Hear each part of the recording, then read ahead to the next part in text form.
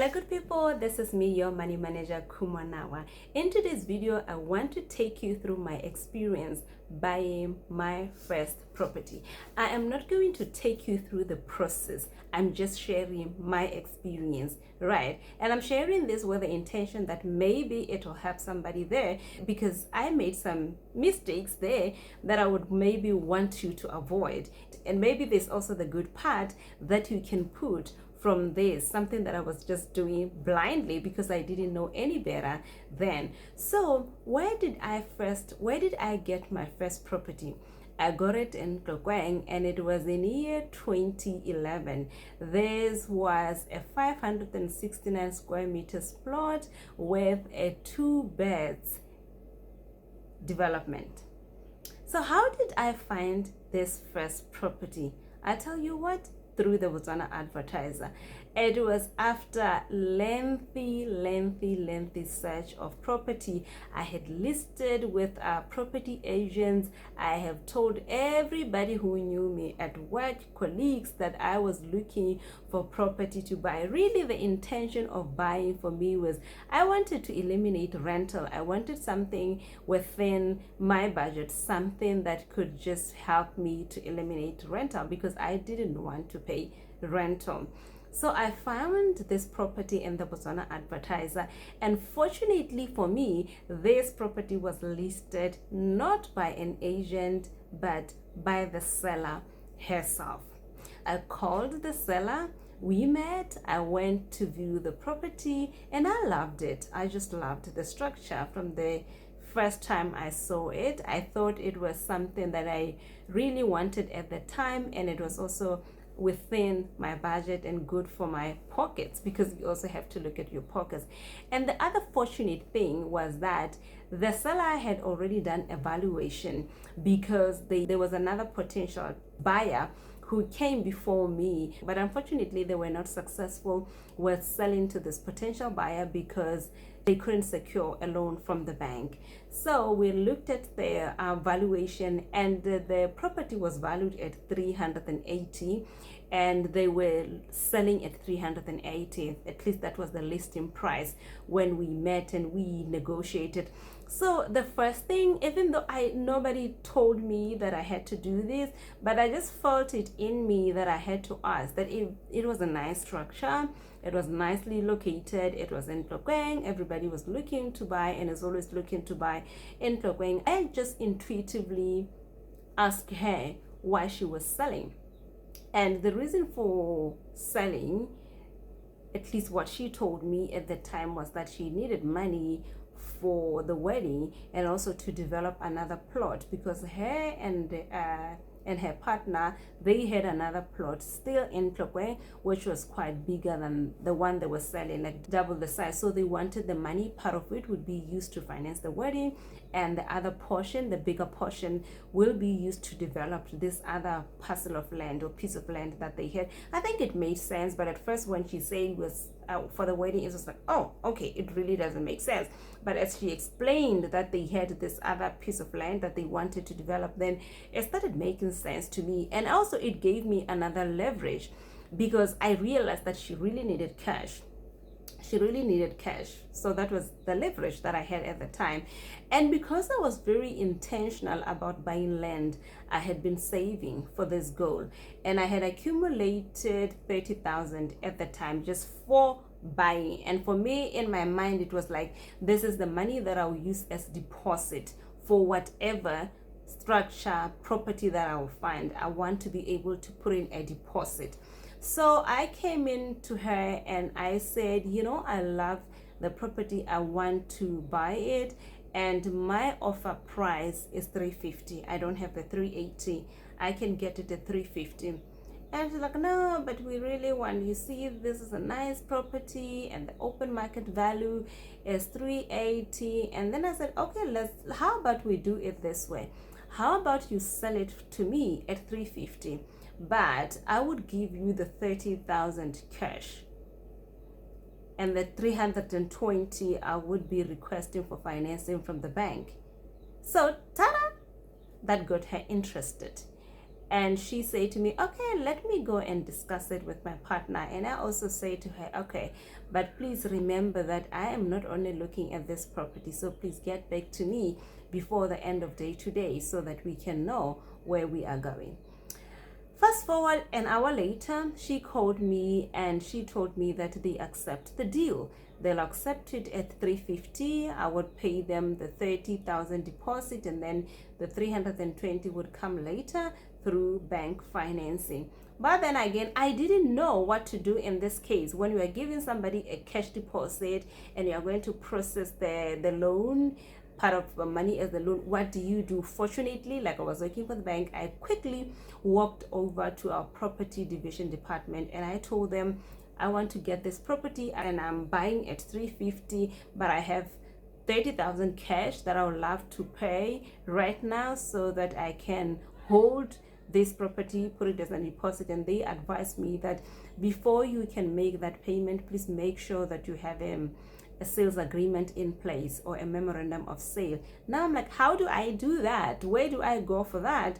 They told me you just have to find a lawyer, an attorney, a convincing attorney. They will do that agreement for you.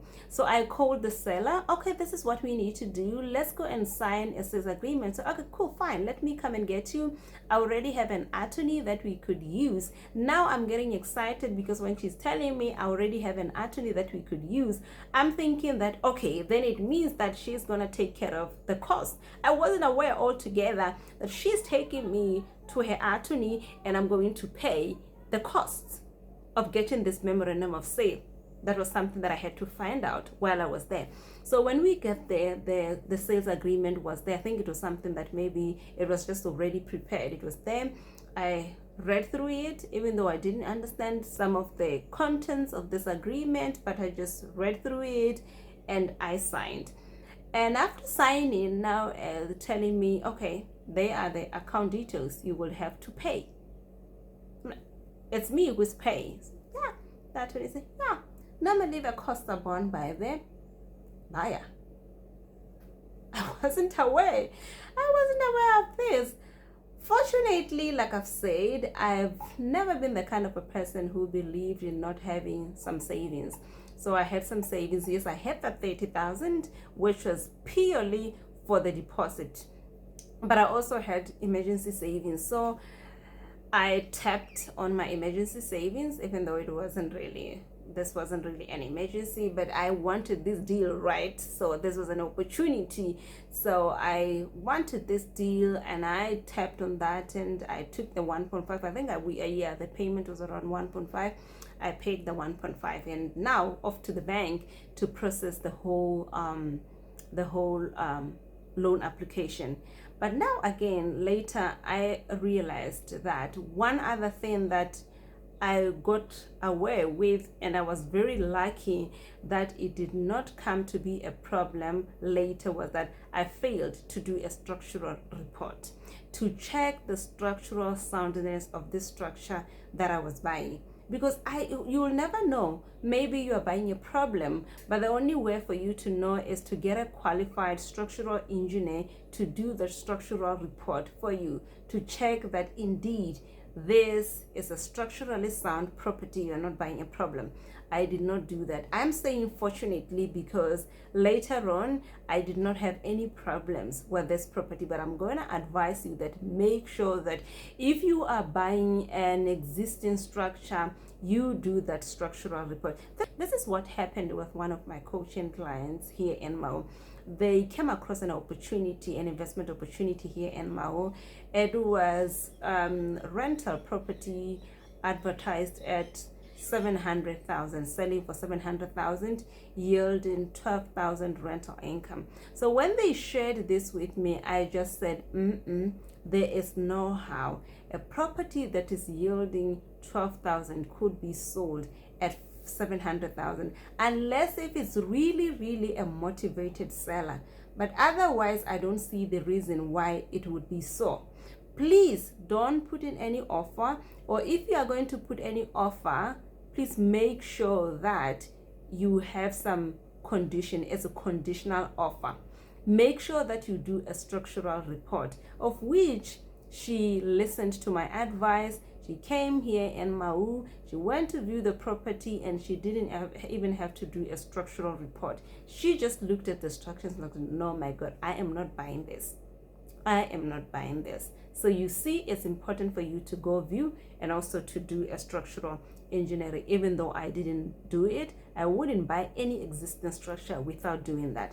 And then now, one other thing that came to haunt me later was I failed to check if there were any outstanding bills.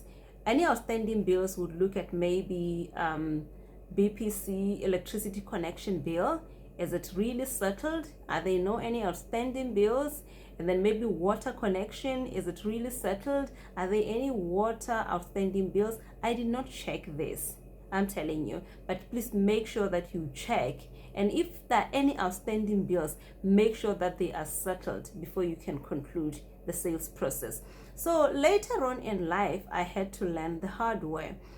It was one morning, 2 years later, into the property. One morning, waking up to prepare myself to work, we woke up to a dark house.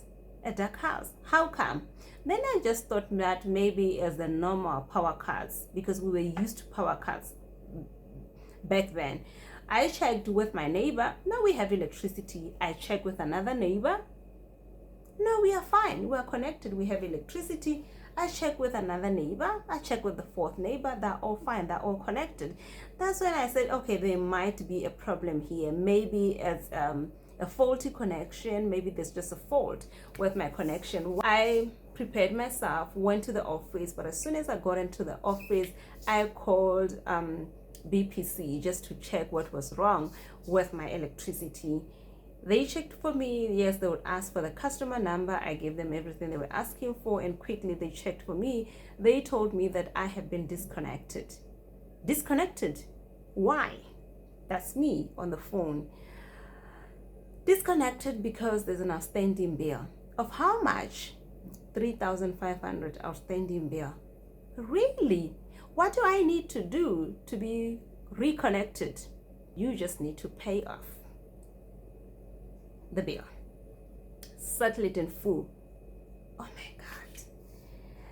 Fortunately, like I've said, now I'm dealing with an emergency here. This is an emergency situation. I cannot sleep in dark. Right. And luckily for me, I've always believed in having that emergency fund. I went straight to BPC and I tapped on my emergency fund. I paid off the 3.5. But prior to pay, this is what I tried to do. I tried to talk to my seller. Fortunately, I had kept her contact, so I called her to let her know what I was going through. My electricity has been disconnected, and you know what she told me? How is that my problem? How is that your problem?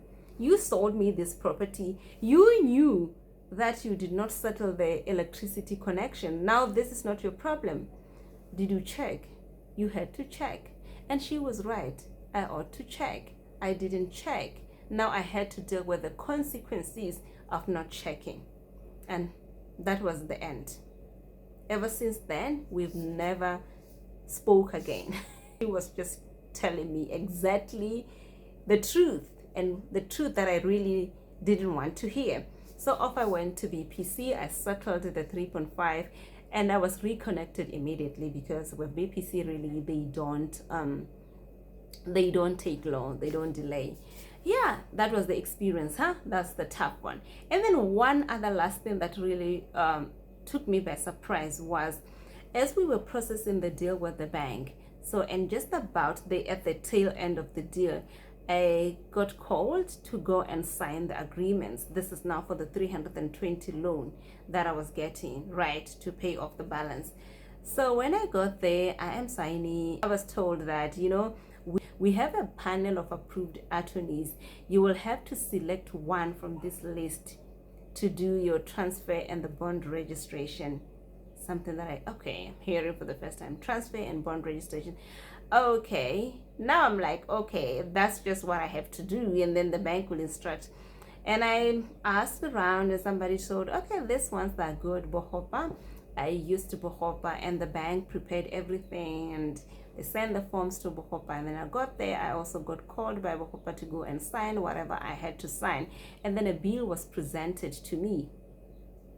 Convincing costs. That's what they call them. And we call them closing costs. Was I prepared for this? No, I wasn't prepared for closing costs. I didn't know that I had to pay closing costs. But at least what I knew at the time was that, because when I started talking to the bank, they did not tell me that there would be layers and layers and layers of costs. They told me just about the valuation, which I paid for. I did not know that after paying the valuation, when the deal is just about to be closed somewhere there would be other costs that I'll have to pay. Now I'm presented with about 10,000 or so bill. This is covering the transfer as well as the bond registration. I was like, huh? I wasn't aware of this.